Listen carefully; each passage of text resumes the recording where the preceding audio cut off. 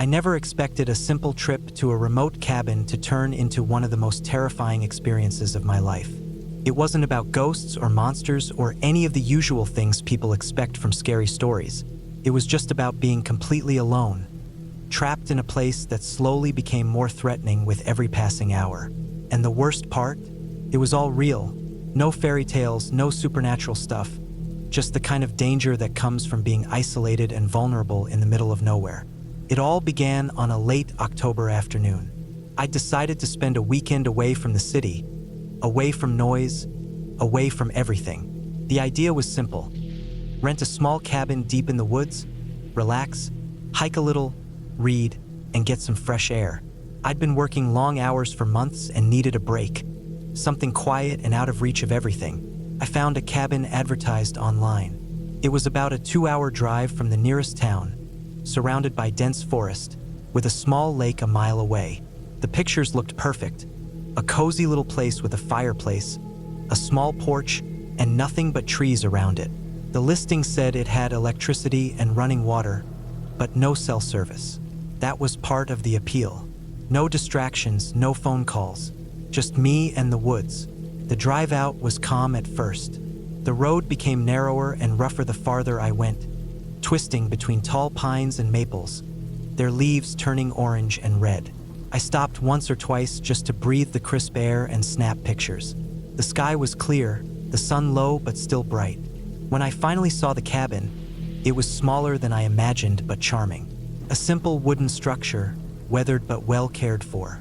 The porch had a rocking chair, and a pile of firewood sat stacked by the side. I pulled my bags out of the car and took a moment to just look around. The silence was thick. No cars, no people, just the sound of leaves rustling in the wind. Inside, the cabin smelled like pine and old wood. The furniture was sparse, a small table, 2 chairs, a bed in one corner, and a tiny kitchen area with a sink and a stove. I turned on the lights and noticed how the bulbs flickered a little but stayed steady. The heating was electric, and it hummed quietly in the background. Everything seemed to work. I unpacked quickly and set some firewood in the fireplace, even though it was still warm outside. It was more for the mood. Then I went outside to explore a little. The woods were thick and dark, but the sun was still high enough to see the path down to the lake. I walked slowly, enjoying the feeling of solitude. The lake was smaller than I thought, but the water was clear and still. The far side was lined with tall grass and reeds. I sat on a rock by the edge and took out a notebook, jotting down some thoughts about the trip, the city, and how good it felt to be somewhere quiet. The air was chilly but refreshing. As the sun began to dip lower, I headed back to the cabin. I cooked a simple dinner on the stove, canned soup and some bread I'd brought. The fire in the fireplace crackled as I ate, the warmth soothing after the cool air outside. I stayed up reading until the light outside faded completely, and the woods grew pitch black beyond the windows. Then the silence started to change. It wasn't the quiet I had expected, not the peaceful silence of a calm forest. It was heavier, like the kind of silence that waits for something to happen. I noticed sounds, faint snaps of twigs, the rustling of leaves, something moving just beyond the edge of the porch light. I told myself it was just animals, deer or raccoons maybe, but the sounds were closer than I expected. Sometimes, it felt like footsteps, slow and deliberate, circling the cabin. I peeked outside but only saw shadows moving between the trees. I locked the door and shut the curtains, trying to calm my nerves. The cabin felt small all of a sudden, the walls closing in on me. I kept the fire going, piling logs on it to keep the glow bright.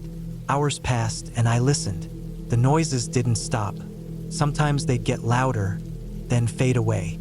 A sharp crack like a branch breaking close by made me jump. I grabbed my flashlight and walked carefully outside to check, but all I found were some broken twigs and disturbed leaves. I thought about calling for help, but there was no cell signal. The cabin's landline was old and disconnected, and I checked earlier to be sure. I was completely alone. The night dragged on, each noise making my heart race. I didn't sleep much, too alert to every sound. Then, just before dawn, I heard something unmistakable, footsteps on the porch, slow and heavy. Someone was there. I froze, clutching my flashlight, trying to steady my breathing. The porch light was off, so I couldn't see anyone clearly. But the footsteps were real, and whoever it was walking right outside the door. I wanted to yell or run, but my body was locked in place. Then the footsteps stopped.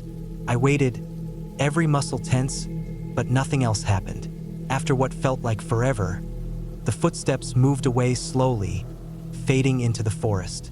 When the sun finally rose, I went outside to look for signs. There were footprints in the dirt, large boots, fresh. They circled the cabin, as if someone had been watching me all night. Panic hit me hard. I gathered my things quickly, planning to leave. But then I realized the car wasn't where I'd parked it. It was gone. The spot where I'd left the car was empty, just tire tracks fading into the dirt road. Someone had taken it. I was trapped. The nearest town was 2 hours away on foot through dense forest. I didn't have much water or food. I thought about staying in the cabin and waiting for someone to come, but the thought of staying there with whoever had been outside that night terrified me. I packed a small bag with essentials, a flashlight, a pocket knife, a water bottle, and some snacks. Then I locked the cabin door behind me and stepped into the woods. Walking through the forest was harder than I expected. The trees were close together, and the underbrush was thick. Every sound made me jump, a bird calling, leaves crunching underfoot, the wind moving through the branches. Hours passed. I followed the dirt road as best as I could, hoping it would lead to help. I had no map, no compass, and no idea if I was going the right way. My legs grew tired, my mouth dry. At one point, I thought I heard voices far ahead, but when I ran toward the sound, there was nothing but silence again. The forest seemed endless. As the sun began to set, I realized I couldn't keep going in the dark. I found a small clearing and made a temporary shelter out of fallen branches and leaves. I built a small fire with the matches I had, the smoke rising into the cold air. That night, I didn't sleep much either. The sounds of the forest were all around me, but I felt safer out in the open than back in the cabin where someone had been watching. The next morning, I started walking again, hoping to reach the road or find someone. After several more hours, I finally heard the distant sound of a car engine. I ran toward it, waving my arms, shouting as loud as I could. A man in a pickup truck slowed down and stopped, surprised to see me. I explained quickly what had happened. He called the police, and a search party was sent to the cabin. When they found it, the front door was damaged, like someone had tried to force it open. My car was about a mile down the road, abandoned with the keys still in the ignition. The police said it looked like someone had been stalking the area, maybe watching for travelers like me. There were reports of car thefts and break-ins nearby, but nothing violent so far.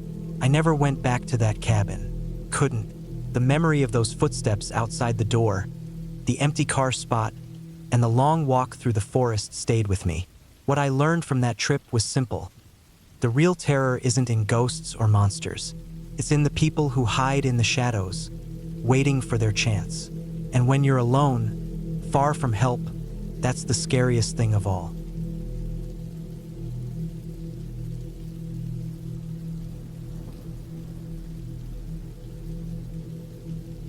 I never thought something like this would happen to me. I'm not the type who seeks out trouble or goes into the woods to find it. I'm just a regular guy who likes to get away from the noise sometimes. Last fall, I decided to spend a few days alone in a cabin I'd rented deep in the mountains of northern Pennsylvania. The kind of place with no internet, no cell service, just me and the silence. It was supposed to be peaceful, a break from work and city life. The cabin itself was old but solid, built by hand probably decades ago. Wooden walls, a stone fireplace, a rickety front porch with creaky boards. It sat at the end of a rough dirt road that had faded away into the forest. You had to drive miles through nothing but tall pines and thick underbrush. The owner said the nearest neighbor was a mile away, maybe more. I packed what I needed. Food for a few days, water, warm clothes, a flashlight, some matches, and a pocket knife. I didn't want to carry too much. The goal was to be self-sufficient and just enjoy the quiet. I arrived just before dusk and spent the first hour exploring the cabin and the small clearing around it. The air smelled of damp earth and pine needles. I stacked some firewood next to the porch, planning to light a fire that night. The first night was calm. I built a fire in the stone hearth and sat near it, warming my hands and cooking some canned beans over the flames. Outside, the forest was pitch black except for the thin crescent moon high above. No wind, no animals calling. It was almost too quiet. Around midnight, I heard something. A soft scrape, like fingernails dragging over wood, coming from outside the cabin. I froze and listened hard. The sound stopped. I grabbed my flashlight and went to the door, peering out into the dark. Nothing but shadows and trees. I convinced myself it was probably a branch rubbing against the cabin or maybe a deer brushing past. I closed the door and went back inside. I kept my knife nearby and double-checked the locks on the windows and door. Then I settled back near the fire and eventually fell asleep, though I woke several times thinking I heard footsteps just outside, soft and slow. I spent the next day walking the nearby trails, following a small creek that ran through the forest. The air was cold and smelled like damp leaves. I found some wild mushrooms growing near fallen logs, but didn't pick them because I wasn't sure if they were safe. The forest was quiet, but it felt different, like it was watching me. Back at the cabin, I checked my food supplies and started cutting more firewood. The cabin's porch boards creaked under my boots. When I looked out over the clearing, I noticed something odd. The ground near the edge of the woods had been disturbed. It looked like footprints, but they weren't like any animal tracks I'd ever seen. The prints were large, too big for a deer or bear, and the shape was weird, like a human foot, but the toes seemed too long and thin. I felt a cold chill, but told myself it was probably just an old animal trail or something left by hunters. That night, the scrape sound returned. It was louder this time, like something dragging against the side of the cabin. I sat up in bed, heart pounding, flashlight in hand. The cabin's wooden walls seemed to creak and moan with the wind, but the wind had died down. Suddenly, the back door rattled.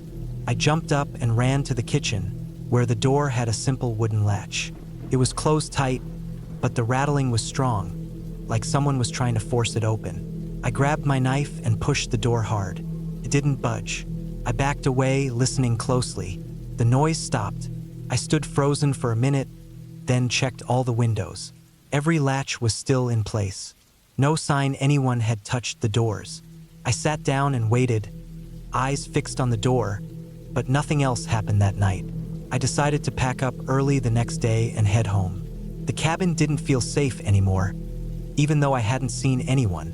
I was careful to double-check my gear and keep my knife close. Before leaving, I went to inspect the disturbed ground again. The prints were still there, fresh and deeper than before, like someone had been walking just outside all night. I took pictures with my phone, even though I knew I wouldn't have reception to send them. It felt important to have proof. As I prepared to leave, I noticed something on the porch. There was a small pile of stones stacked near the door. They weren't there when I arrived. The stones were smooth river rocks, different from the ones around the cabin. They were arranged carefully, almost like a marker. I felt my stomach twist. Whoever had been outside wasn't just passing through. They had been watching me, maybe waiting. The dirt road back to my car was longer than I remembered. The forest seemed thicker, darker. I kept looking over my shoulder, half expecting to see someone hiding in the trees. The sun was starting to dip low, and the shadows grew long. At one point, I heard branches snapping behind me. I stopped and spun around, flashlight raised, but only saw empty woods. My heart was pounding so hard I thought it might burst. I started walking faster, trying not to run, telling myself it was just an animal. The sound kept coming, slow footsteps, broken twigs, moving closer. I broke into a run, the flashlight beam bobbing wildly. My mind raced through every horror story I'd ever heard about people disappearing in the woods. But this wasn't a story. It was real. After what felt like forever, I saw the dirt road open up and my car parked by the side. Relief washed over me like a wave. I unlocked the door and jumped in, locking it behind me. I sat there for a moment, breathing hard, sweat on my brow despite the cold. Then I noticed something on the car's roof. A single smooth stone, like the ones from the porch. No footprints or tire tracks around it, just the rock. That was when I knew. Whoever had been outside wasn't just watching. They were close enough to reach the car. They had been following me. I didn't sleep well for weeks. I kept seeing that stone in my mind. I searched online for reports of people missing or strange activity near the cabin but found nothing. I showed the pictures of the footprints to a few local park rangers. One told me they'd heard rumors about someone living off the grid in the woods, but no one had proof. I never went back. This wasn't a story about ghosts or monsters. It was about a real person or people living hidden in the woods, watching, waiting. Someone who knew how to move quietly, how to leave signs without being caught. The footprints were too big and the arrangements of stones too deliberate to be anything else. What scared me most was how close they got without me noticing. How they could be right outside my door, watching me sleep, and I wouldn't know until it was almost too late. Looking back, I understand now what I should have done differently. I should have left right after the first night. I should have stayed in my car or called for help. But when you're alone in the woods, cut off from everything, it's easy to convince yourself it's nothing, just nature. The truth is, some dangers don't come from wild animals or storms. They come from people hiding in plain sight who know how to use the forest as their cover. The cabin was supposed to be a refuge, a quiet place to breathe. Instead, it became a place I never want to return to, a place where I learned just how thin the line is between safety and danger, and how fast it can vanish. I still keep that stone on my desk now, a reminder that out there, in the quiet woods, someone is still watching.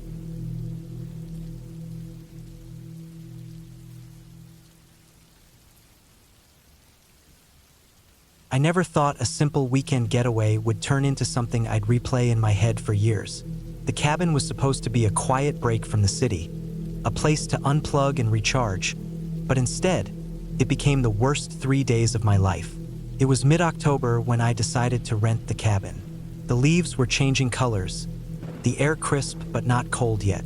The place was out in the middle of nowhere, deep in the woods, exactly what I wanted.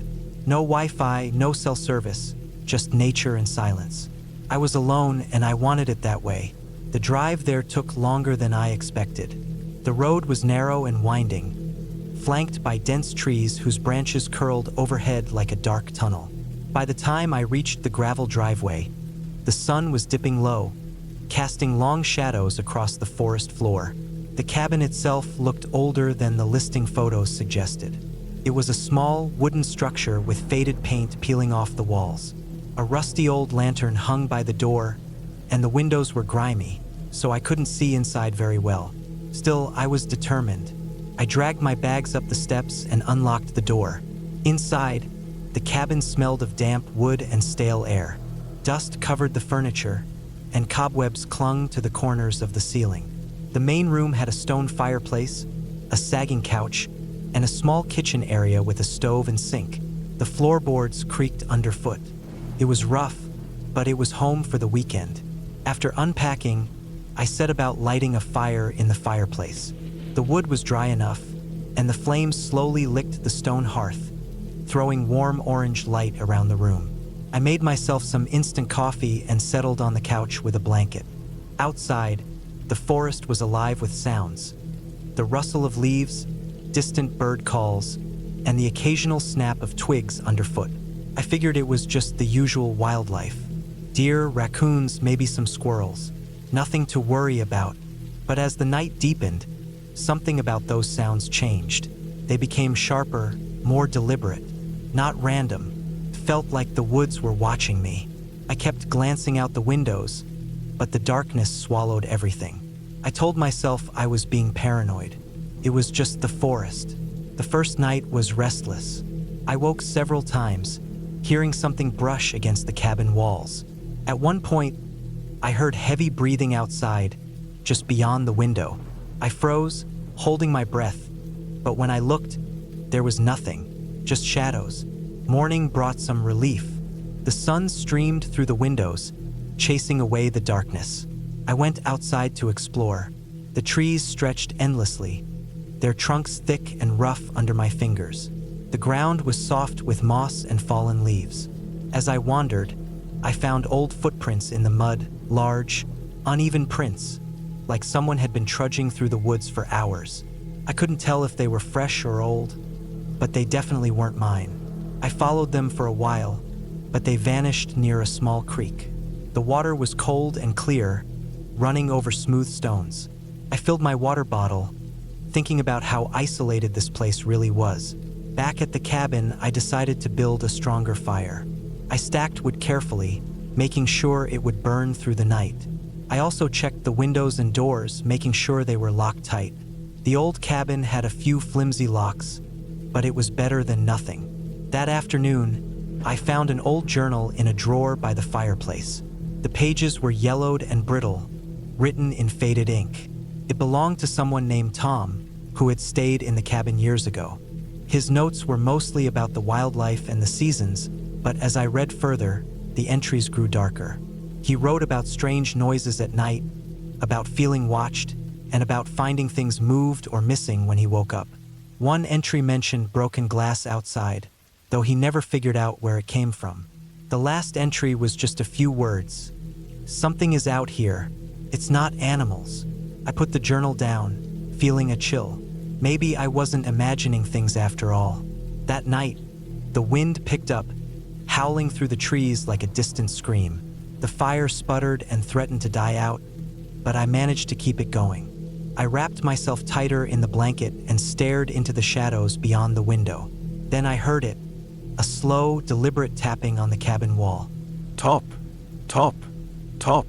I didn't move at first, my heart pounding so hard I thought it would burst. The tapping came again, soft but persistent, like fingernails dragging across wood. I stood up, grabbed a heavy flashlight from the kitchen, and crept to the window. Outside, the forest was black. No moon, no stars, just darkness. I shined the flashlight around, but all I saw were tree trunks and leaves. No movement. The tapping stopped. I locked the window and backed away, trying to tell myself it was a branch knocked loose by the wind. But deep down, I knew it wasn't. The next day, I decided to leave. I packed my things quickly, eager to get back to civilization. But as I pulled open the front door, I froze. There were footprints all around the cabin now. They circled the building, some pressed against the walls, others leading into the woods. They were too big to be animal tracks. Panic hit me like a wave. I grabbed my bag and ran to the car. The gravel crunched beneath my boots as I sprinted down the driveway. Just as I was about to get in, I saw something hanging from a tree branch near the edge of the clearing. It was a single, cracked piece of glass, like the one Tom mentioned in his journal. I didn't stop to think. I jumped in the car, locked the doors, and started the engine. The headlights cut through the dark as I sped down the road. I didn't look back.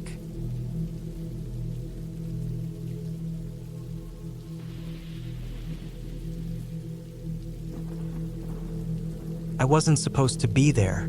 The plan was simple. Drive out to the cabin, spend the weekend alone to clear my head, and then head back. Nothing more than a quiet break from the city noise and deadlines. But the silence I found wasn't the kind you want. It was the kind that makes you second-guess every sound, every shadow, every breath. The cabin was tucked deep in the forest, miles from the nearest town, accessible only by a narrow dirt road that twisted and turned through thick stands of pine and fir trees. I'd driven that road more than once, but this time, the light was fading fast, and the sun was slipping behind the hills. The last few miles had been tough, potholes and loose gravel making the tires slip. I remember gripping the steering wheel tight, eyes locked on the road ahead, trying not to think about what would happen if the car broke down out here. The cabin was an old wooden structure, with weathered gray boards and a sagging porch. It looked like it had been built in the 50s or 60s, maybe earlier.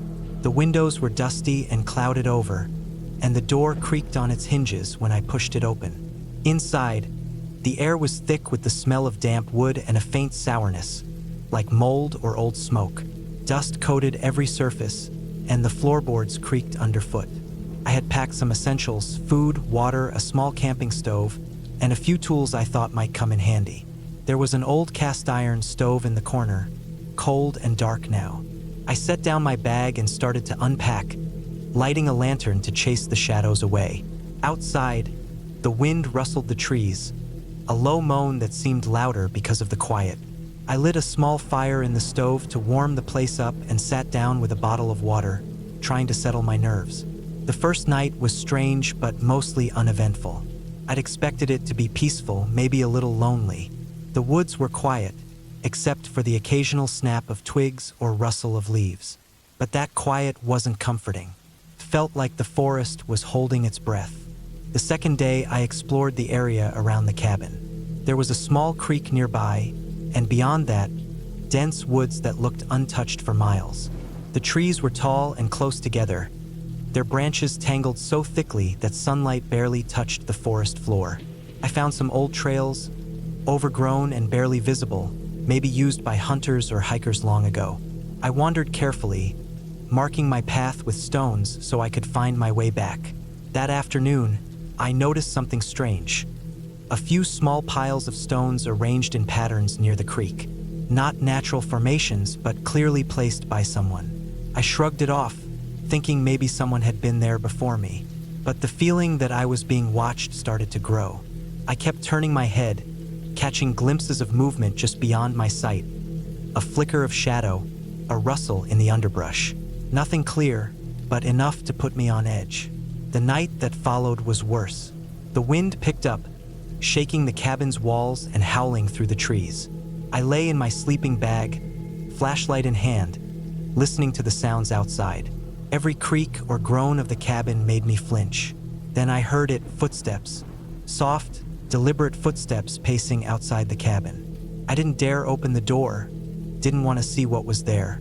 The footsteps stopped and started again, slow and measured, circling the cabin. I checked my phone, no signal. The battery was dying, and I didn't know if anyone would come looking for me out here. I gripped my knife under the blanket, trying to stay calm. Morning never felt so good. When light finally crept through the curtains, I opened the door with trembling hands. The ground around the cabin was disturbed, footprints pressed into the dirt and leaves. They were fresh. Someone had been here, close enough to reach the cabin in the middle of the night. I scanned the trees but saw no one. I packed my things quickly, ready to leave. But then I noticed something on the porch, a crudely carved message scratched into the wood of the railing.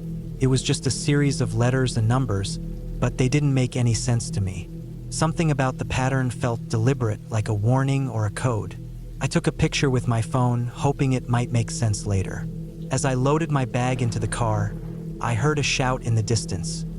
Far enough away to be meaningless, but close enough to remind me I was not alone. The forest swallowed the sound quickly, but I didn't need any more reminders.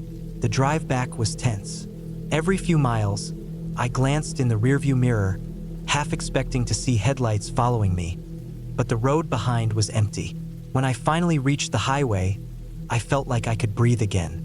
Back in town, I showed the photo of the carving to a local shopkeeper.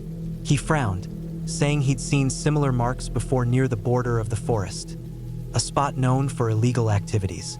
People disappearing, strange camps set up in the woods, but nothing the police talked about openly. I realized then the cabin wasn't just abandoned.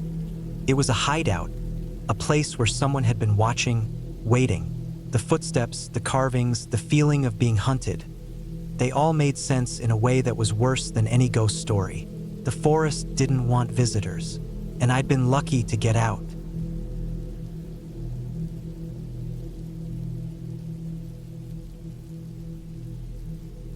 I hadn't planned on spending that night in the cabin. It was supposed to be a quick weekend trip, a break from the city noise, a chance to clear my head, but everything went sideways. By the time it got dark, I was alone, miles away from anyone, and trapped in a place I barely knew. The cabin itself was an old, weathered building tucked into the woods near the edge of a national forest.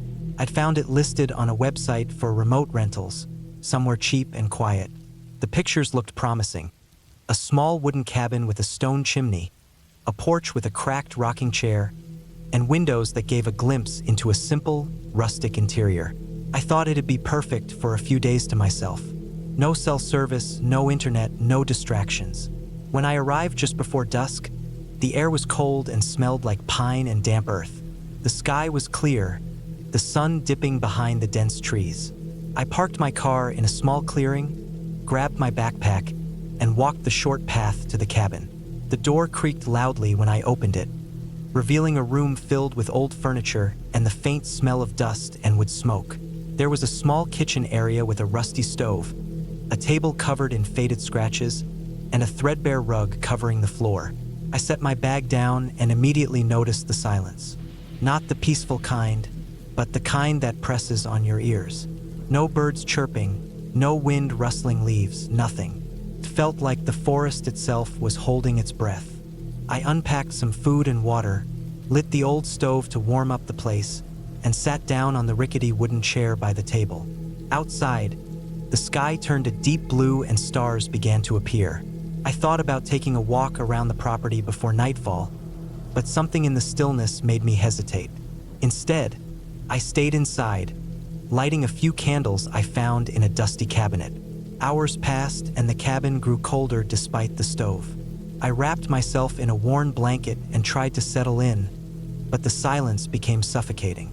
My mind started playing tricks on me. Every creak of the wood, every snap of a twig outside, felt amplified. The shadows cast by the flickering candlelight stretched across the walls like dark fingers. Then, around midnight, the noises began. First, it was a low scratching sound coming from the back of the cabin, near the kitchen window. Slow, deliberate, like claws dragging across wood. I froze, listening, my heart pounding in my chest. I told myself it was probably a raccoon or some other animal, but the sound was too persistent, too focused. I got up cautiously and moved toward the window. Peering through the glass, I saw nothing but the black outline of trees.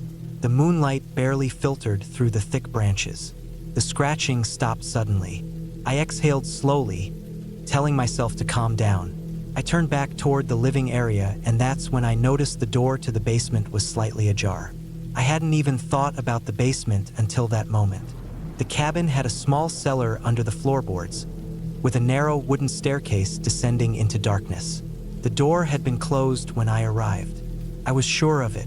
Curiosity and fear mixed inside me.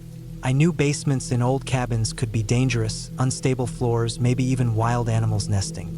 But I needed to check it out. Maybe that scratching had come from below.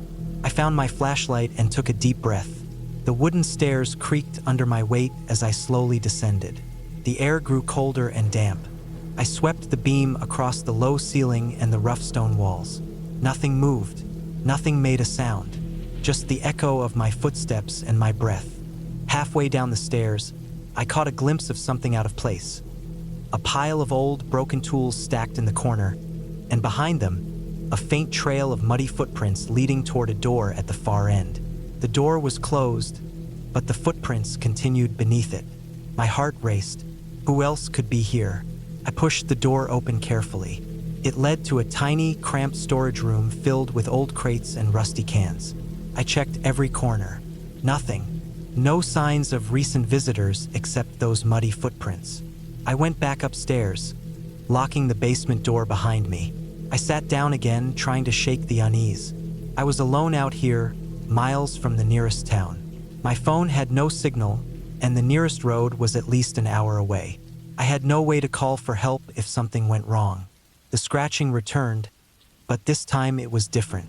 It was outside, circling the cabin. Slow, measured, almost like something was pacing. I looked out the window again. The forest was still, but I could see a pair of glowing eyes reflecting the moonlight, watching me from just beyond the treeline. Panic surged through me. I grabbed a heavy cast iron pan from the kitchen and quietly moved to the back door. I locked it and blocked it with a chair. The windows were all shut tight, but the presence outside was unmistakable. I sat down with my back against the wall, the pan resting on my lap, my ears straining for the smallest sound. The eyes never left. Hours passed like that. Every time I thought I could relax, the scratching and pacing resumed. The animal was too big for a raccoon or fox. It was something else. By dawn, the noises stopped. The forest came back to life with the sounds of birds and wind. I looked out carefully. No sign of the creature, just broken branches and disturbed dirt around the perimeter. The sun rose, but I still felt trapped in a heavy fog of fear. Couldn't wait to get out. I packed up quickly and locked the cabin behind me.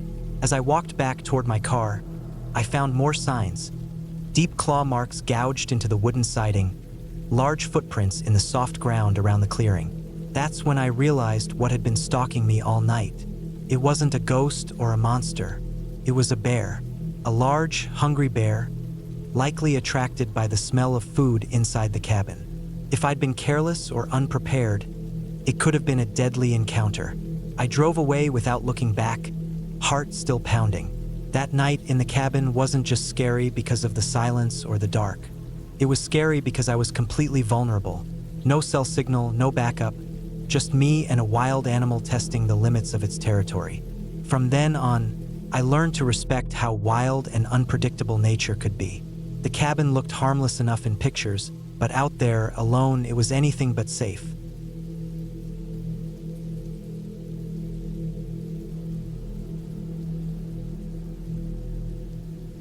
It was early October when I decided to take a solo trip to a cabin I had rented deep in the woods of northern Vermont. The plan was simple. Get away from the city noise, spend a week alone with nothing but the quiet of the forest, some books, and my own thoughts. I'd been burned out from work, the constant buzz of emails and meetings, and just needed to clear my head.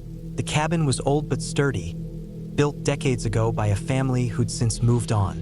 It was the kind of place you'd find on one of those tourist maps, labeled as a rustic retreat, but it wasn't fancy in any way.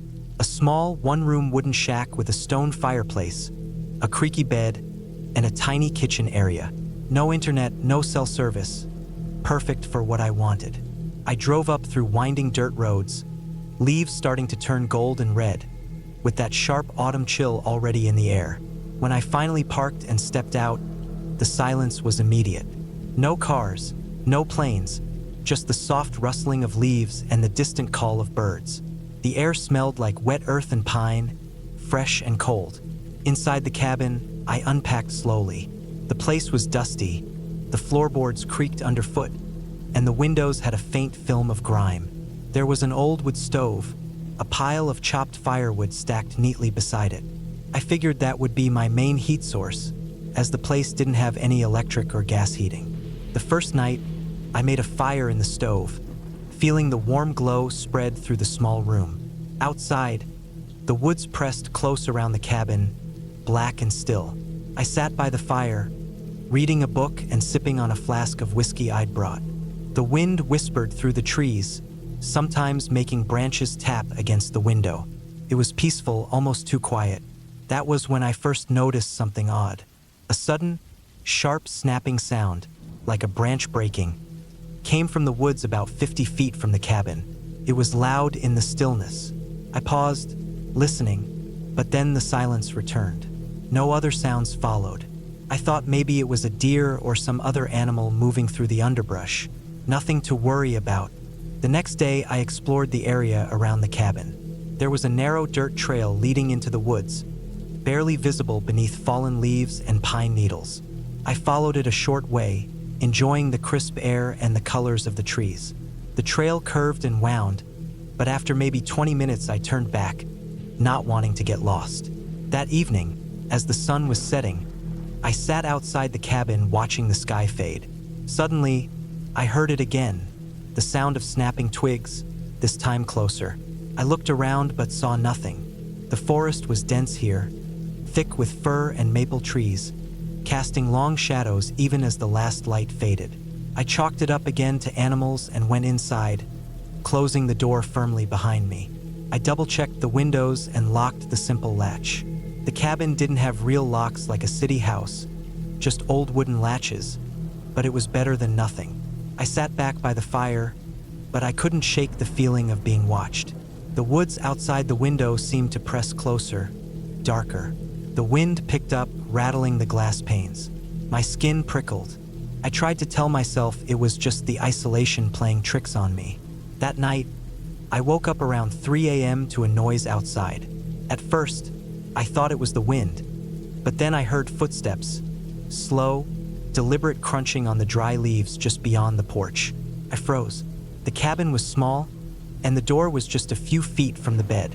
I didn't want to move, scared to look out the window, but the sounds kept coming. Step, step, step just outside. I reached out quietly and grabbed the small hunting knife I kept in my backpack, the only weapon I had brought. The footsteps stopped. The silence returned, heavier this time. I didn't sleep much after that. Morning light didn't bring much relief. The forest looked the same, peaceful from the outside, but inside I felt the tension hanging thick in the air. I checked the perimeter of the cabin during daylight, looking for any sign someone might have been near. Footprints, disturbed leaves, anything. I found nothing unusual. Still, I couldn't shake the feeling that I was being watched. For the next few days, I kept busy, collecting firewood, hiking the trail a bit further, reading. But each night, the footsteps returned. Sometimes more than one set, sometimes around the cabin, sometimes just beyond the trees. Always silent except for the crunching leaves. One night, I heard something worse. A low, steady thud on the side wall of the cabin, like someone pounding a fist against the wooden siding. I didn't dare look out. The pounding lasted maybe 30 seconds and then stopped. I sat frozen by the fire, heart pounding, until the first light of dawn. I thought about leaving. I thought about calling for help, but there was no cell signal, and I didn't even know where exactly I was on the map. I had told no one I was coming here. No one knew where the cabin was. The nearest town was miles away. I was completely alone. Still, I was stubborn. I told myself to tough it out, that whoever was out there couldn't hurt me if I stayed inside. On the fourth night, the footsteps started again, but this time I heard voices too. Low murmurs, unintelligible, coming from just outside the woods. I pressed my ear to the window, trying to catch a word, but nothing clear came through. I remembered that old hunting knife and a small baseball bat I had found in the cabin's corner. I grabbed both, sat by the door, and waited. The voices faded, but the footsteps continued, circling the cabin. Then, I noticed something new. Scratches on the door. Deep, ragged marks like someone had tried to claw or force their way in. The wood was splintered in places. My stomach dropped. I stayed up all night that night, barely breathing, listening to every sound. At dawn, I went outside to examine the damage. The scratches were fresh. I couldn't see any footprints in the dirt. Too many fallen leaves covered the ground, but the marks on the door were undeniable. I decided I needed to get out of there, but the dirt road was blocked by a fallen tree, probably from a recent storm. No way I could get my car through, and the trail I'd walked earlier was too narrow and wild to risk hiking out in the dark. So I spent the next day clearing the road with an axe I found inside the cabin. It was slow, exhausting work, but I managed to cut enough branches and debris to drive my car through. That night, I was restless. I barely slept, the sounds outside growing louder and more frequent. At one point, I heard the unmistakable sound of footsteps running through the underbrush. It was close, maybe 50 feet from the cabin. I peeked through the curtains, and for a moment, I saw a shadow moving between the trees. Not a deer, not an animal. A man. He was hunched, wearing a dark jacket and hat, moving fast. I slammed the curtain shut and stepped back. I realized I was being stalked. I locked every latch I could find, shoved furniture against the door, and sat in the corner with the knife and bat, waiting for dawn. I kept trying to convince myself it was some hunter or local who was lost or drunk, but the scratches on the door and the footsteps said otherwise. When first light came, I packed my things quickly and headed out to my car. The road was clear enough now, and I didn't look back. Driving down the dirt road, the forest on either side looked calm and quiet, but I felt eyes on me, like something was watching from the trees. I made it to the highway and stopped at the first gas station I could find. I told the clerk about what happened, but she just shrugged, said people sometimes camp too far out and freak themselves out. I called the local ranger station later that day and reported the stalking, but they said there was no one reported missing or suspicious in the area. They said maybe it was just wildlife or my imagination, but it wasn't. I've never been back to that cabin, and I never will. The truth is, someone had been living in those woods, close to the cabin. Someone who didn't want me there. Someone who knew exactly where I was, watching me every night. The scratches on the door weren't made by animals. The footsteps weren't just deer or bears. I never saw the man clearly enough to identify him, but I'm convinced it was a hunter or a local who felt threatened by an outsider like me. Looking back, I realized how foolish I was to go alone, without telling anyone my exact location or plan. The woods may look peaceful, but there are people out there who don't want strangers in their territory. The fear I felt wasn't from ghosts or monsters, but from a real human danger. Now, when I think of that trip, it's not the beauty of the forest or the quiet that comes to mind. It's the sound of footsteps in the dark, the scratches on the door, and the feeling of being hunted. And sometimes, late at night, I still imagine those footsteps outside my own window.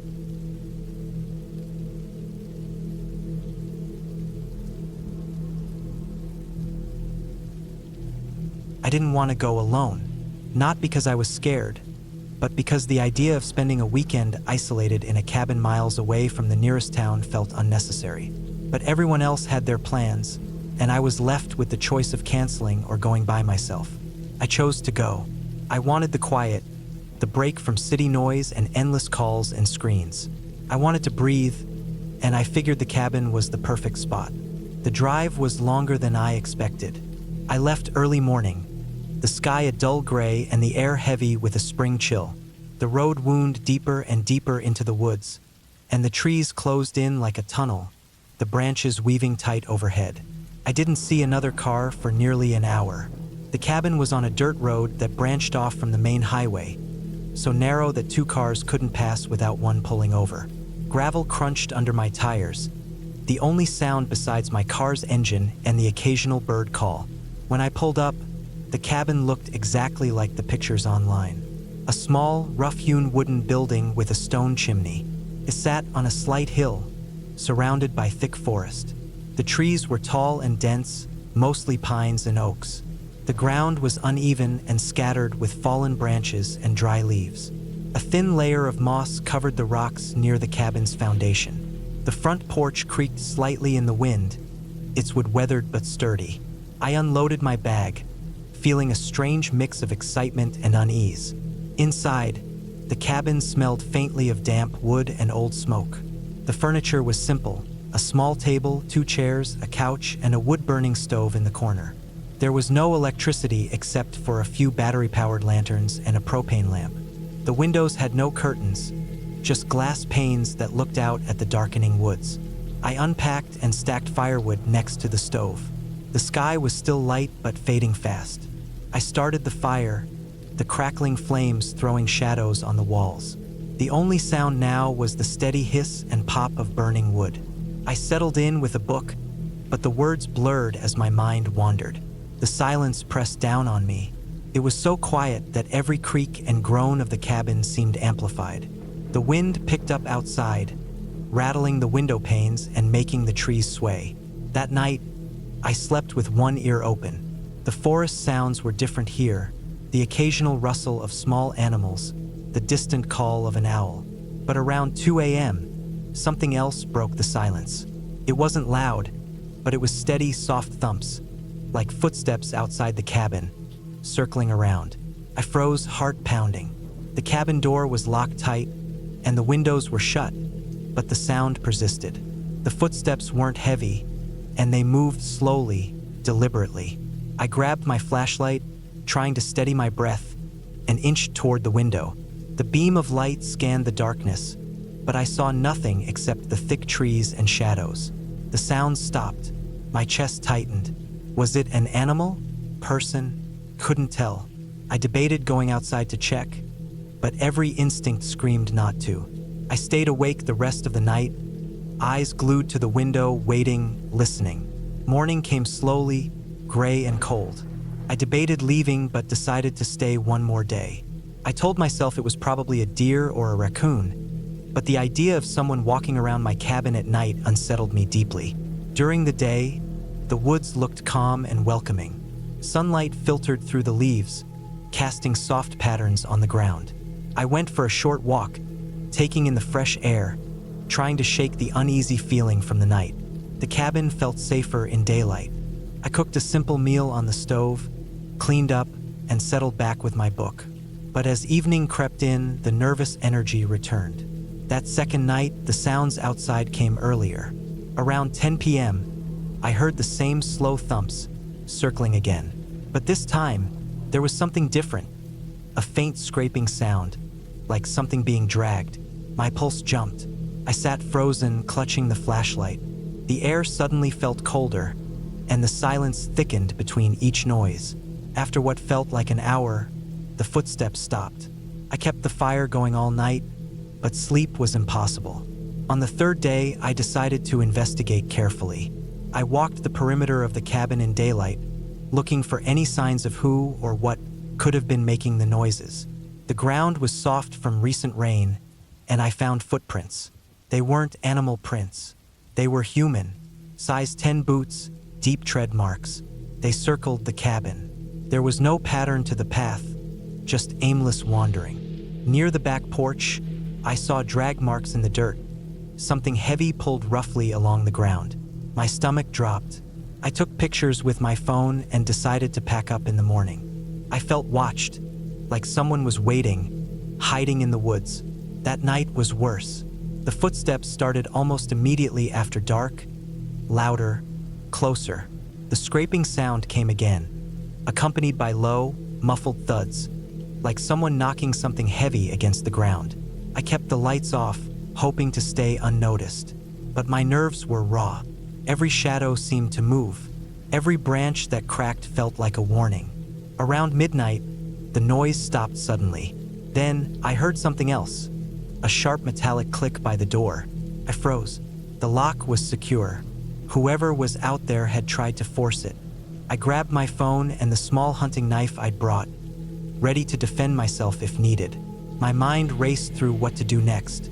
I could call the police, but there was no signal here. The nearest neighbor was miles away. I was alone. The night passed in a tense blur. No more sounds after the lock attempt, but I knew they hadn't left. I barely slept, waiting for dawn.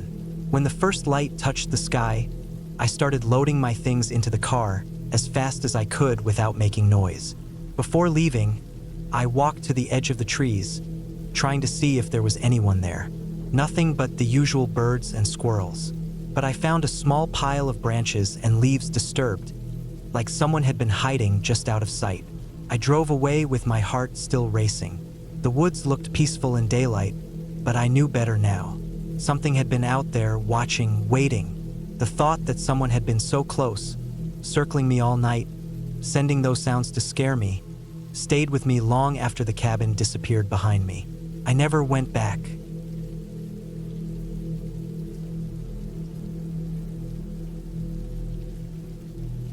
I found the cabin by accident. It wasn't on any map I checked before I left the city, and I hadn't planned on finding it at all. I was on a solo trip, just me, my backpack, and a little tent I'd carried for camping. I wanted to get away from everything for a few days, no distractions, no noise but the wind and the trees. I figured I'd hike for a while, sleep under the stars, and maybe find a quiet spot near a stream to rest. That morning, I had woken up early in the woods, the sun just beginning to push through the pine trees. I packed up my things slowly, enjoying the quiet. My legs were sore from the previous day's hike, but it was a good kind of tired. I was somewhere in the middle of a forested area in the mountains. I had the general idea from a map on my phone before it died from lack of signal. I thought I'd head downhill toward a river I had seen marked, but then the trail split, and I got turned around. I walked without really thinking, just following what looked like a faint dirt path. The forest was thick, tall pines mostly, with some birches scattered around. The ground was soft with needles and damp leaves. It smelled like rain, fresh and earthy. I was moving slower now, watching my steps carefully, because the trail was getting narrower, almost disappearing in spots. After about an hour, I saw the roof. It was rusty and brown, poking out between the trees. At first, I thought it was just an old hunting blind or some kind of abandoned shed. But as I got closer, I realized it was a cabin. A small, simple wooden cabin. It looked old, but not falling apart. The walls were made of logs, and the windows were dusty but still intact. There was a little porch with a sagging roof over it, and a woodpile stacked neatly on one side. No smoke coming from a chimney, no sign of recent activity. Just quiet. I was curious. I wasn't the type to explore abandoned places, but I was tired and the idea of resting inside appealed to me. The last few days on the trail had been rough, and I hadn't had a proper meal or real shelter in a while. I walked up the porch steps carefully, the wood creaking under my boots. The door was locked, or at least it didn't open when I tried it. No key, obviously. I looked around the cabin, hoping to find another way inside. The windows were too high to reach without a ladder, and they were covered in grime. I circled the cabin, checking the back and sides. No other door, no basement hatch, no sign of people. It felt empty.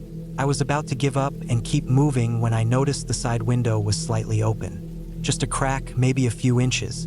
Someone must have been here recently. Maybe they forgot to close it all the way. I slid my backpack off and climbed onto the porch railing, then carefully squeezed through the gap, pulling myself inside. The air inside smelled musty and cold, like the cabin had been closed up for a long time. I stood up and looked around. It was small, just one room, maybe 20 feet by 20 feet. There was a small wood stove in one corner, cold and rusty, and a table pushed against the wall with a couple of wooden chairs. A rickety bunk bed was in the far corner, the mattress stained and old. Dust covered everything, but it looked solid enough. I dropped my pack and took a deep breath. At least I had shelter for the night. Outside, the wind was picking up, making the trees groan. I decided to start a fire in the stove to warm up. I found some dry kindling near the woodpile and used my lighter to get it going. The fire caught slowly, smoke curling up the chimney. The cabin was dimly lit by the fire and a small lantern on the table, with some old candles nearby. I sat down and pulled out my water bottle, sipping carefully. I was hungry but knew I didn't have much food left. I tried to calm my mind, enjoying the stillness. I thought maybe I could stay here overnight and then hike out tomorrow morning. But as the evening went on, the cabin began to feel off. Not haunted or anything like that, just wrong in a way I couldn't shake. The walls seemed too close, the shadows too deep. The wooden floorboards creaked sometimes, even though there was no wind inside. At first, I told myself it was just the old cabin settling. I tried to read a little, but the silence was heavy, and every little noise sounded loud. I got up to check the windows again, making sure they were closed tight now. That's when I noticed the faint marks on the floor near the door. Scuffs, like something had dragged across the wood recently. The dust wasn't completely undisturbed. I didn't see footprints, but something had been here not too long ago. That made me uneasy. I decided to explore a little more before settling down. On the wall opposite the stove was a small trapdoor. It was hidden under a ragged rug, and at first I thought it was just part of the floor. I pulled it up carefully and saw a narrow stairway leading down into darkness. No light, no windows, just the smell of damp earth and old wood. Curiosity got the better of me. I grabbed my flashlight from my pack and started down the stairs. The air was cold and thick, and my footsteps echoed in the narrow space. At the bottom, I found a small basement room. It was packed with old supplies, canned food, rusted tools, broken furniture, and something else. In the corner was a stack of plastic containers filled with papers and photographs. I pulled one out with my gloved hand and wiped the dust off. It was a photo of a man and a woman standing in front of the cabin, smiling. I recognized the man immediately from the look of him. It was someone from the nearby town, a guy who had gone missing last year. I remembered reading about him in the news. He had disappeared without a trace, and the police never found out what happened. My heart started to race. What was this? Was this cabin connected to that missing man? And what about the woman in the photo? No name, no other clues. I kept digging through the containers, pulling out more papers, notes, maps, and even a few letters. They were old and faded, but I could make out bits and pieces. It sounded like someone had been living here in secret, hiding from people, maybe even from the law. The letters talked about paranoia, about watching over the forest, about not trusting anyone. I felt a chill run down my spine. Was this a hideout? Was someone still living here? I thought about the open window, the marks on the floor. Maybe someone was still around, watching, waiting. I hurried back upstairs, shutting the trapdoor behind me. The fire was almost out, but I rekindled it, the flickering flames casting long shadows. I double-checked the door and windows, making sure they were secure. Then I sat down with my back against the wall, my flashlight and my pack close. Outside, the wind had grown stronger, howling through the trees. The branches scraped against the cabin walls like fingernails. I stayed awake for hours, listening. Sometimes I thought I heard footsteps outside, just beyond the window. Sometimes the creaks and groans of the cabin seemed too deliberate, too purposeful. I didn't sleep much that night. At one point, I woke to a noise right outside the door. A soft scraping, like someone dragging something heavy over the ground. I held my breath and stayed very still. After a few minutes, the noise stopped, and the forest was silent again. Morning finally came with gray light filtering through the windows. I packed my things quickly, feeling a deep unease. I wasn't going to stay here any longer. I opened the door slowly and looked around. The forest was quiet, peaceful in the daylight. I walked back the way I had come, but now I kept my eyes open for anything unusual. As I moved through the trees, I noticed fresh footprints in the dirt. Big, heavy prints, not far from the cabin. They didn't look like animal tracks. They were human. I kept moving faster now. After a while, I reached a small dirt road that led toward a ranger station I knew was a few miles down. I was safe now, at least in daylight. I told the rangers about the cabin and the things I found. The missing man's photo, the basement, the footprints. They told me the cabin had been a mystery for years, a place people avoided. Some said it belonged to a local who went off the grid, but no one had seen anyone in a long time. The missing man's case had never been solved. A few weeks later, I read in the news that the police had found a hidden room in the cabin's basement. Inside, they discovered evidence that linked the cabin to an illegal operation, drugs, stolen goods, and a makeshift prison cell. The missing man had been held captive there.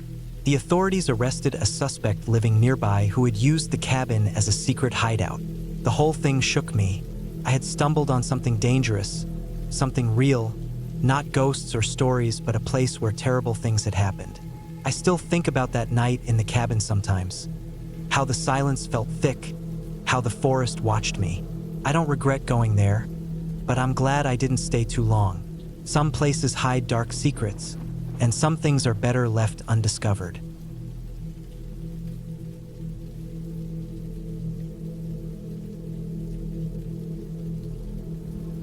I'd been looking forward to this trip for months.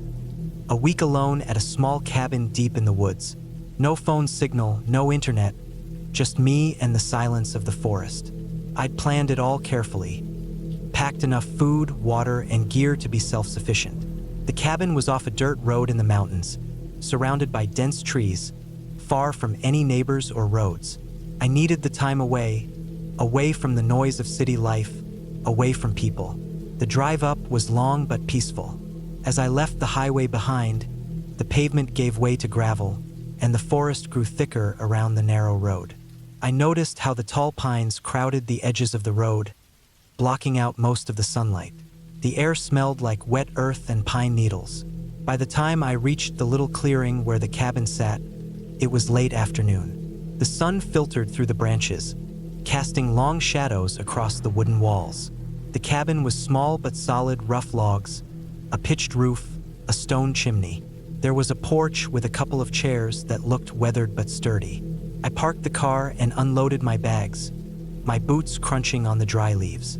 The door opened with a creak that echoed in the quiet. Inside, the cabin was bare but clean. A small wood stove sat in the corner, and there were a few shelves with old books and some basic cooking supplies. The windows were dirty, but the glass was intact. I set my things down and lit a fire in the stove. The flames crackled, throwing warm light on the rough wooden walls. I cooked a simple meal on the small stove, the smell of cooking food filling the tiny room. Outside, the forest was already darkening. The only sounds were the occasional rustling of leaves and distant bird calls.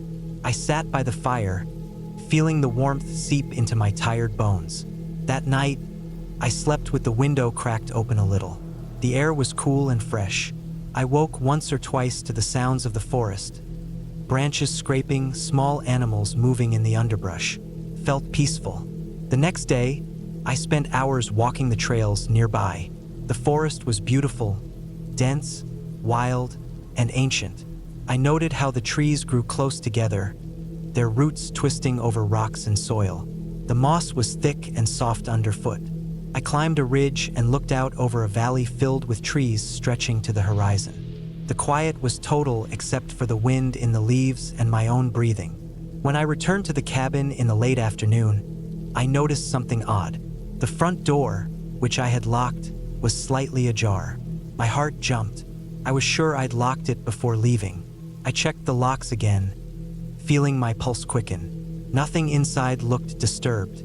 The few items I had brought were where I left them. I thought maybe the wind had blown it open, but the door was heavy, and the latch was strong. Still, I felt uneasy. I decided to check around the perimeter. Walking the edge of the clearing, I looked for footprints or signs of someone else. The ground was soft from a recent rain, and I could see marks. Footprints, but they weren't mine. They were fresh, heading toward the cabin from the forest and then away again. They weren't big, maybe a medium-sized person, and definitely recent. I checked the car, it was untouched. No signs of forced entry anywhere. I considered calling someone but knew there was no cell signal here. I was alone.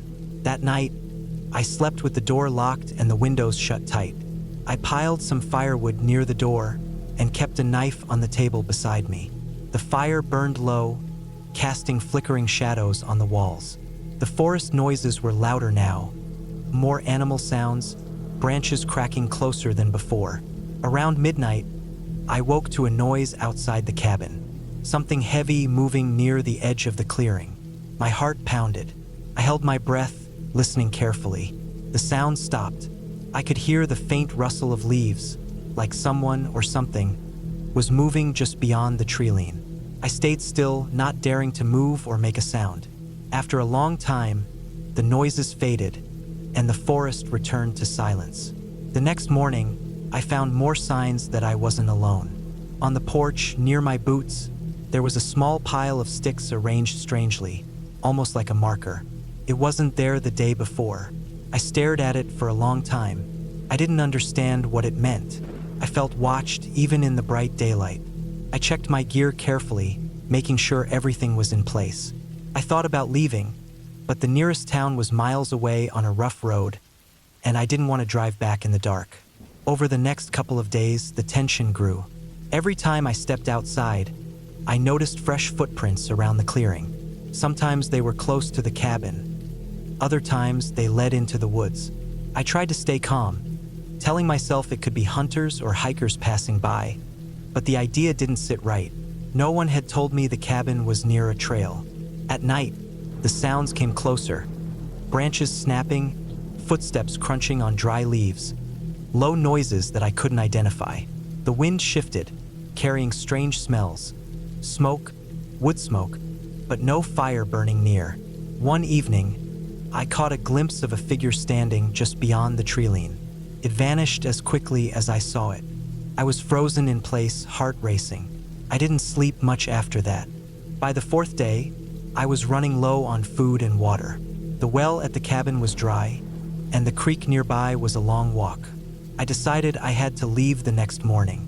That night, I double-checked the locks, piled furniture against the door, and placed my knife where I could reach it. I set the stove to burn bright to keep the cabin warm and bright inside. Around 3 a.m., I woke to a loud banging on the door. It shook the walls. I grabbed the knife and crept to the window, peering through the glass. Outside was darkness and trees. Nothing was there. I listened, heart hammering. The banging started again, rhythmic, heavy. Someone or something was trying to break in. I grabbed my backpack with the essentials, shoved it on, and moved to the back door. It was locked too. The banging stopped suddenly. I waited in silence, then moved to the back window. I pulled the curtains aside and saw footprints leading from the front door into the woods. The tracks were bigger now, deeper, like someone was stomping hard. I knew I couldn't stay. I packed what I could grab quickly, grabbed my knife and a flashlight, and slipped out the back door into the cold night. The woods were thick and black, but I moved fast, trying to keep my bearings by the moonlight. I followed the dirt road back the way I came. Branches scratched my arms and face. Roots tripped me several times. After nearly an hour, I reached the car. The engine started with a growl, and I drove away without looking back. The next day, when I reported the strange occurrences to the ranger station, they told me the area was known for trespassers and illegal hunters who sometimes camped illegally. No one had reported me missing because the cabin was private, but they took my story seriously. They warned me to avoid going alone again. Looking back, I understood it was never about ghosts or myths. It was about real people, strangers who used the woods for their own purposes, and I had stumbled into their space. The fear was real because the threat was real. The woods are not always safe, and sometimes the scariest thing is knowing that you're just a visitor, and others don't want you there.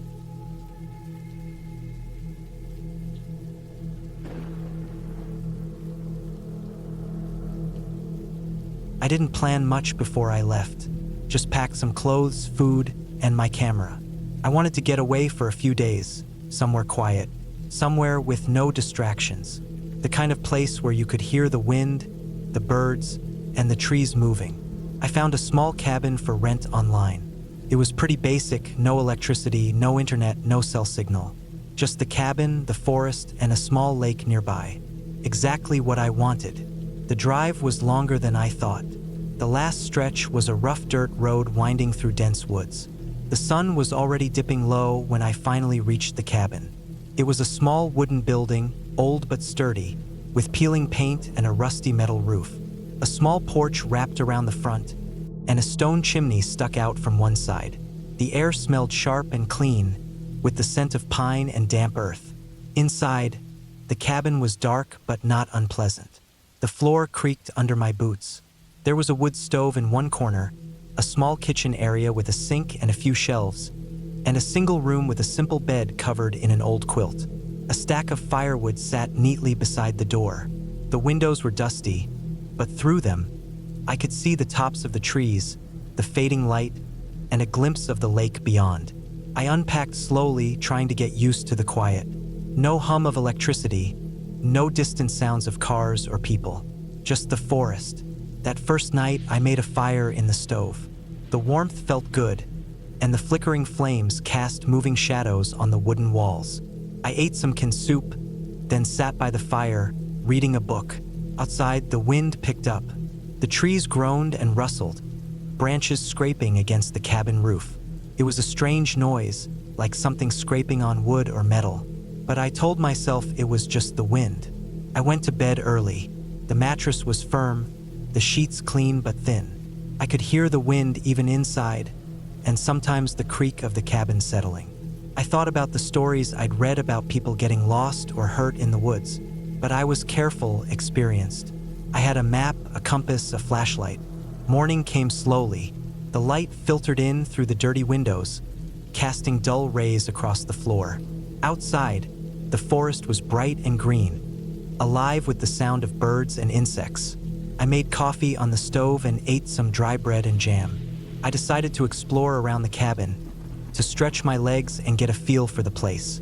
The lake wasn't far, maybe a 10-minute walk down a narrow path. The trail was overgrown in places, and the ground was soft and muddy from recent rain. When I reached the lake, I was surprised at how still it was. The surface was smooth like glass, reflecting the gray sky and tall trees. There were no boats, no docks, no signs of other people. Just me and the quiet. I sat on a fallen log and pulled out my camera. I took pictures of the water, the trees, the sky. The light was soft and even perfect for photos. I stayed by the lake for a while, watching a family of ducks swim quietly near the shore. Then I walked back toward the cabin, noticing the small sounds of the forest. A squirrel chattering, leaves rustling, a woodpecker tapping on a distant tree. When I got back, I decided to clear some space around the cabin. The brush was thick, and branches hung low near the windows. I used a small hatchet I'd brought to cut some of the smaller branches and clear the area near the front door. It was physical work, but it made me feel more settled, more at home. That night, I made a bigger fire. The cold was sharper than I expected, and the wind seemed to pick up again. I sat close to the stove, warming my hands, feeling the glow on my face. Around 10 p.m., I heard a noise outside. At first, I thought it was just the wind again, but it was different.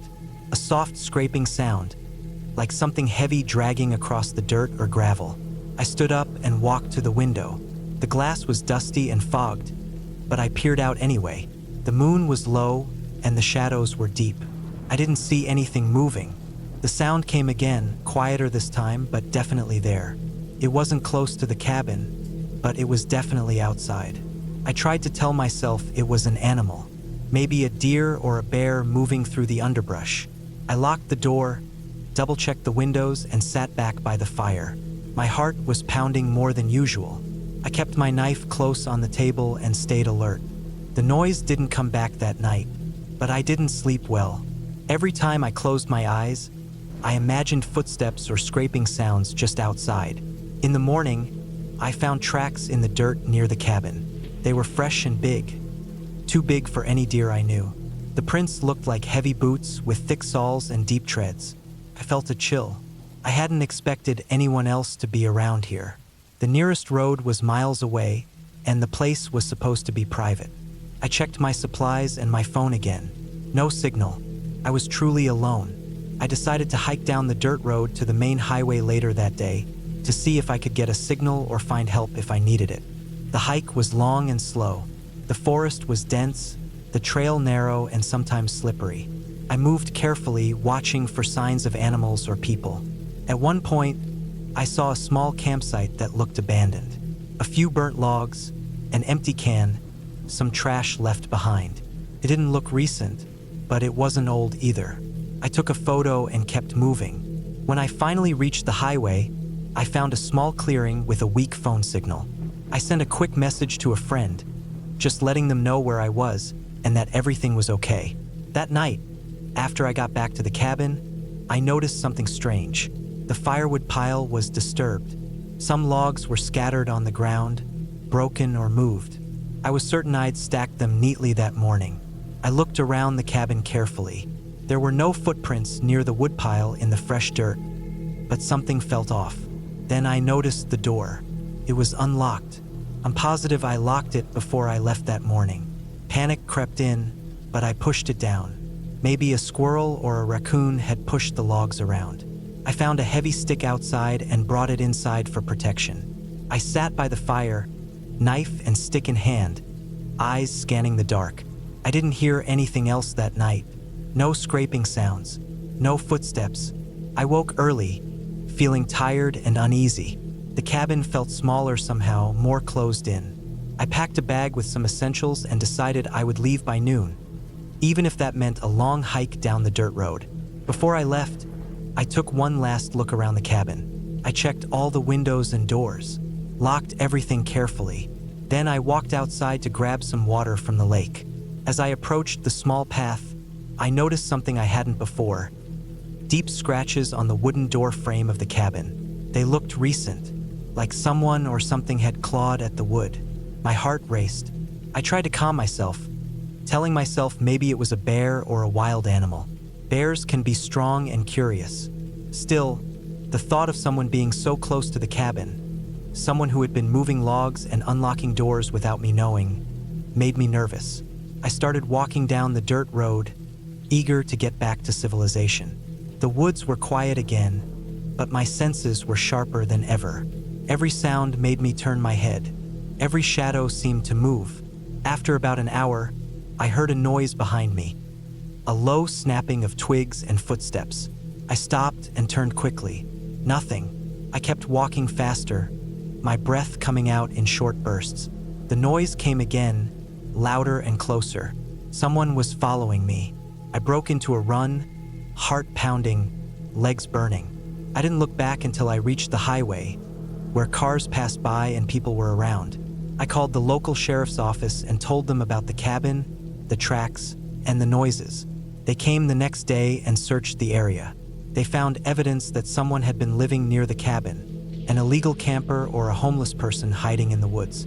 The scratches were from a bear, but the person had used that to scare off anyone who might come near.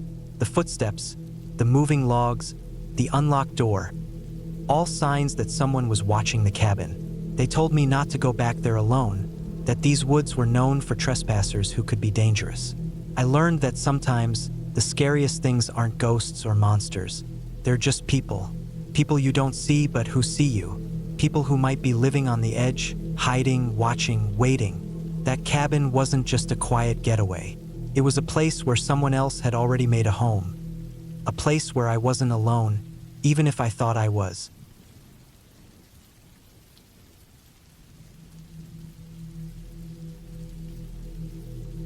I had been looking forward to that weekend in the cabin for weeks. It was supposed to be a break from the constant noise of the city, a chance to disconnect and spend some quiet time alone with nothing but the woods and the cold winter air. The cabin was tucked away in a dense forest in northern Vermont, about an hour off the main road by a bumpy dirt path. I'd rented it from a small local owner through an online site, and the pictures showed a small wooden cabin with a stone chimney, surrounded by tall pines and firs, with a small frozen lake visible through the trees. I arrived late Friday afternoon, after driving hours through narrow winding roads lined with snow-dusted trees. The sun was already low behind the branches when I finally reached the small clearing where the cabin sat. It was just as the pictures showed: rough-hewn logs, a small porch with a woodpile stacked to one side, and the faint smell of pine and wood smoke in the cold air. I pulled my car up next to the cabin and stepped out into the silence. The snow was packed hard underfoot, and a thin layer of ice crackled beneath my boots as I walked to the front door. Inside, the cabin was small but cozy. The floors were wooden planks, worn but clean, and the furniture was simple. An old wooden table, a couple of chairs, a small sofa near the stone fireplace. There was a wood stove and a stack of logs next to it. I switched on the small propane heater to take the chill off the air and started unpacking my things. I had brought food, firewood, a lantern, and extra blankets. I wanted to be prepared because I knew that once the sun went down, the temperature would drop fast. As I settled in, I noticed how quiet it was.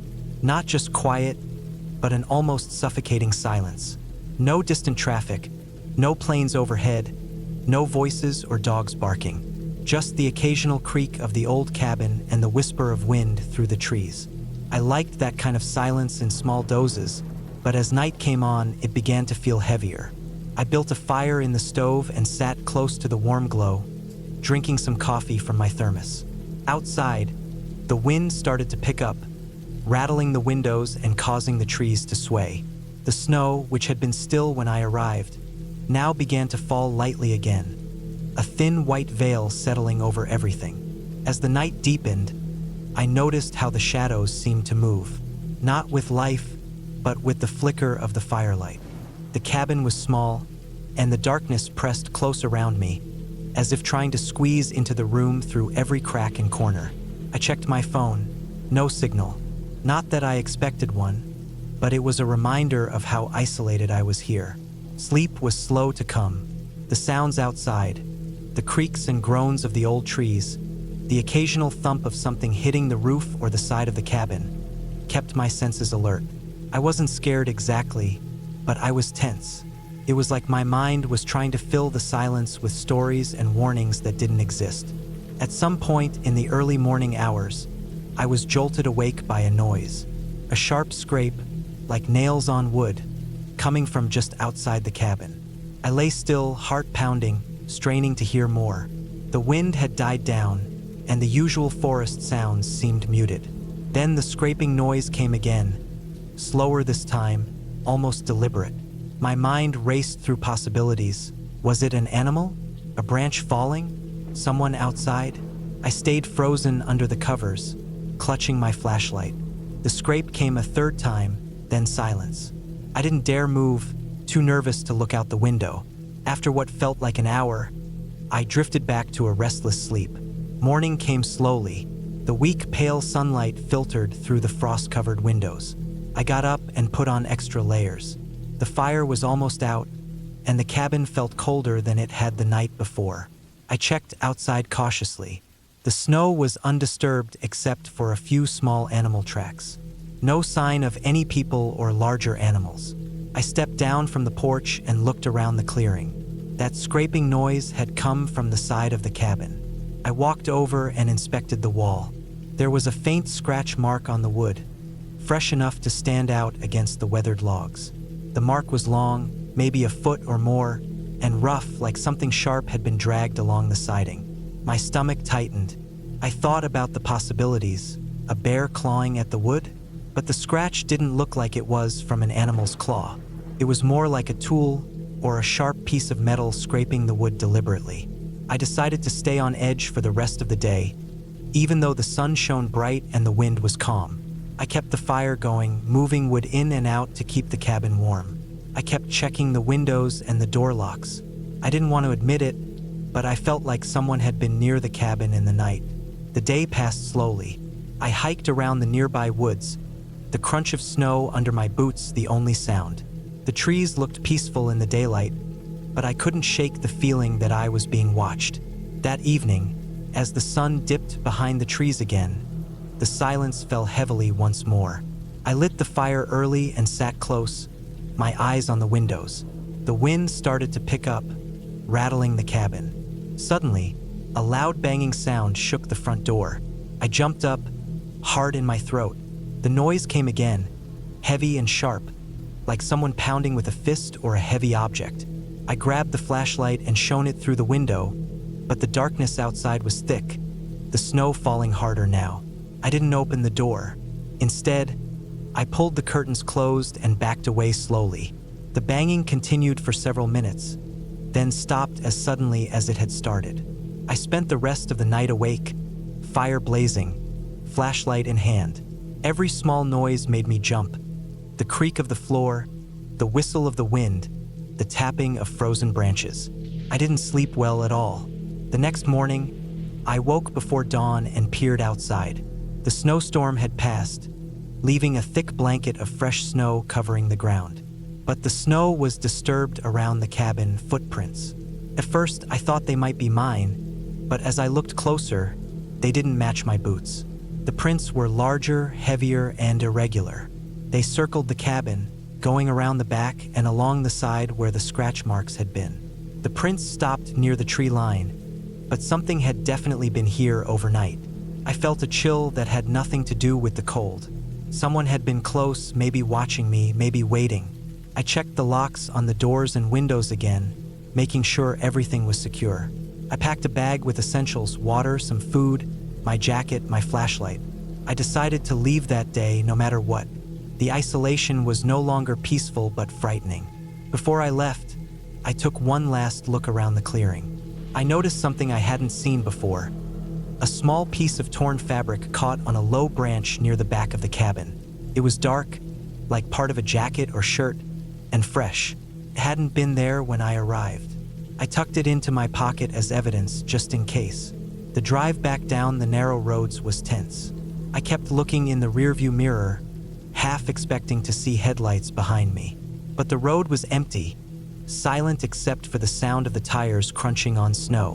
When I got to the nearest town, I stopped at the local police station. I handed over the fabric and described what had happened. They took it seriously, promised to check the area. I gave them the address of the cabin and told them about the footprints and the banging on the door. They told me there had been reports of a group of people living rough in the woods nearby, breaking into cabins and stealing supplies. Apparently, they avoided towns but weren't shy about trespassing in the forest. Sometimes they got violent if confronted. It explained the noises, the scratch marks, the banging. I felt shaken but also relieved that I hadn't encountered them directly. The isolation that had once promised peace had turned into a dangerous trap. I didn't return to that cabin. Instead, I took the memory with me, the silence, the cold, the feeling of being watched, as a warning about how even the quietest places can hide real threats. Not ghosts or monsters, just people desperate enough to invade your space and take what they want. And sometimes that's scarier than any story.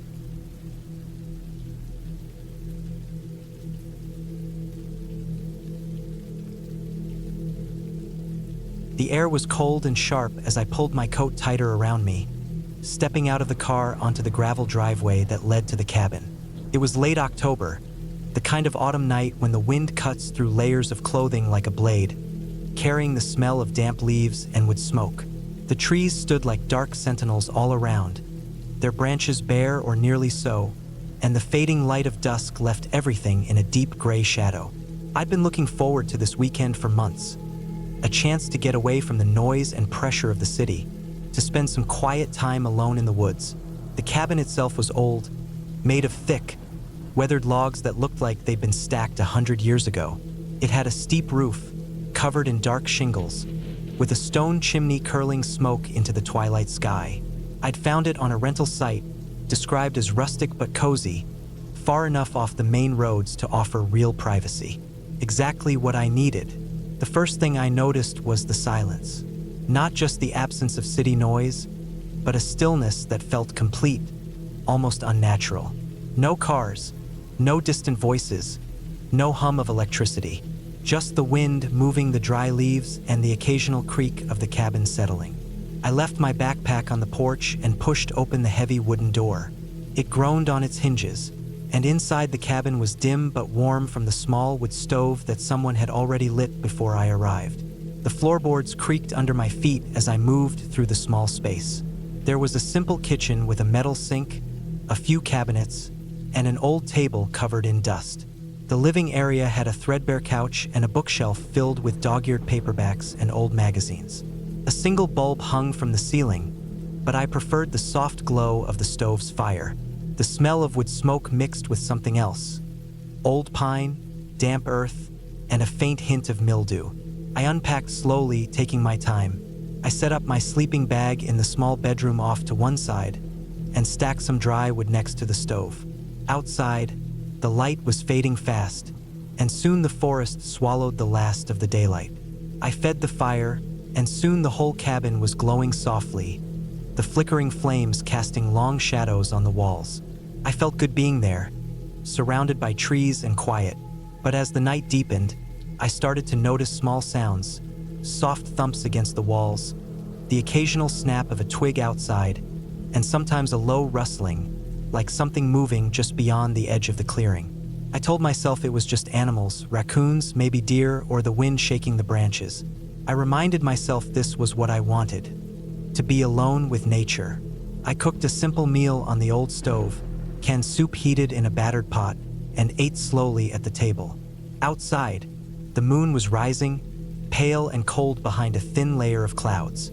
I put on a sweater, wrapped myself in a blanket, and sat near the fire with a book, trying to ignore the growing sense of unease that crept into the edges of my mind. The cabin had no electricity, no phone signal, no internet. I had come here for peace, but after a while, the isolation started to feel heavy. The silence pressed in around me.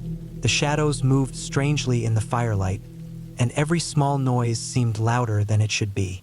At some point, I noticed the front door wasn't quite shut. I was sure I'd closed it tight, but the wooden latch was loose, swinging slightly in the draft.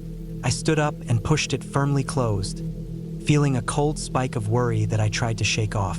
Maybe the wind had opened it a little, or maybe I hadn't fastened it properly. I checked the windows next. The glass was old and uneven, with tiny cracks in the corners. Through them, the trees were black shapes against the night sky, branches scratching faintly at the panes. I could see nothing moving, but the shadows beyond seemed deeper somehow, as if the darkness was thicker here than anywhere else I'd ever been. I went back to the fire and sat down, my eyes flicking to the door every few minutes. The thumping sounds outside continued, soft, irregular, sometimes closer, sometimes farther. I kept telling myself it was just an animal or the wind, but the noises didn't sound natural. They were too steady, too deliberate. After a while, I started hearing something else, a faint scraping sound at the back of the cabin, like nails dragging across wood. My heart began to race, and I stood, moving cautiously toward the back door. I peered out into the dark, but all I could see were the trees, silhouetted against the night. I thought about calling out, but there was no one to hear me. The nearest neighbors were miles away, and the forest was vast and empty. I felt suddenly very small and vulnerable. I locked the back door, checked the windows again, and moved the heavy furniture in front of the front door just to feel safer. My hands trembled a little as I did it, and the firelight seemed too weak against the dark outside. The thumping and scraping noises didn't stop. If anything, they grew louder, more frequent. They moved around the cabin, circling it like some unseen watcher. I stayed by the fire, clutching a small hunting knife I'd packed, trying to convince myself to stay calm. Sleep was impossible. Every crack and rustle made me jump. I sat huddled near the stove for hours, eyes fixed on the shadows beyond the windows, my ears straining for any sign of what might be out there. Near dawn, the noises finally stopped. The forest fell silent again. Exhausted, I lay down on the floor near the stove and tried to rest. When the first light came through the windows, I saw the evidence of the night's events. The back door, though locked from the inside, had deep scratches gouged into the wood. The front door had been pushed hard enough to knock the furniture aside, and muddy footprints surrounded the cabin, circling it completely. I stepped outside, heart pounding, scanning the woods. The footprints were large, uneven, with deep claw marks embedded in the mud around them. Whatever had been here was big and strong, far larger than any deer or bear I'd ever seen. I spent the morning clearing up and making sure every door and window was secured tightly. I built a makeshift barricade of logs against the back door and hung my backpack from a high branch out of reach. I realized then just how unprepared I was. I had planned for a quiet weekend, not for being stalked by some unknown presence. I thought about leaving, but my car was parked at the trailhead, miles down a narrow dirt road that might be blocked by fallen trees or mud. I had no cell signal to call for help. I was trapped. That day, I moved slowly and carefully, never straying far from the cabin. I kept the fire burning, not just for warmth, but to keep the dark at bay. Every sound made me freeze, waiting for something to appear in the shadows. At one point, I saw a figure in the distance, a large, dark shape standing just beyond the trees, watching me. It didn't move, just stood there, silent and still. I didn't dare approach. Instead, I retreated inside and locked every door again. The rest of the day passed in a blur of fear and tension. I avoided looking out the windows after sunset, focusing instead on keeping the fire alive and listening to the sounds of the night. On the third day, I decided I had to leave. I packed quickly, stuffed as much as I could into my bag, and checked the doors one last time. The footprints were still there, circling the cabin, but the figure hadn't appeared since the morning. I stepped out, heart pounding, and headed for the trail that would lead me back to the car. The forest was quiet, but every step felt heavy with dread. The wind whispered through the trees, and I kept looking over my shoulder, expecting to see something watching me. Halfway down the trail, I heard the thumping again, this time closer, faster. I broke into a run, my breath ragged, legs burning. The trail curved ahead, and I pushed myself harder, desperate to reach the car. When I burst out onto the dirt road, the car was waiting, its headlights off but the engine still warm. I scrambled in, locked the doors, and started the engine. The roar of the motor felt like a shield against the darkness behind me. As I drove away, the trees thinned and the sky brightened. The cabin disappeared behind a bend in the road, swallowed again by the forest. I never went back. The scratches on the doors, the muddy footprints, and the dark figure in the woods haunted my thoughts for weeks afterward. I told myself it was probably a wild animal or some drifter passing through, but deep down I knew it was something else. Something watching, waiting, and for all the peace I had hoped to find, I came away with a memory of cold fear and endless shadows, a reminder that some places are better left alone.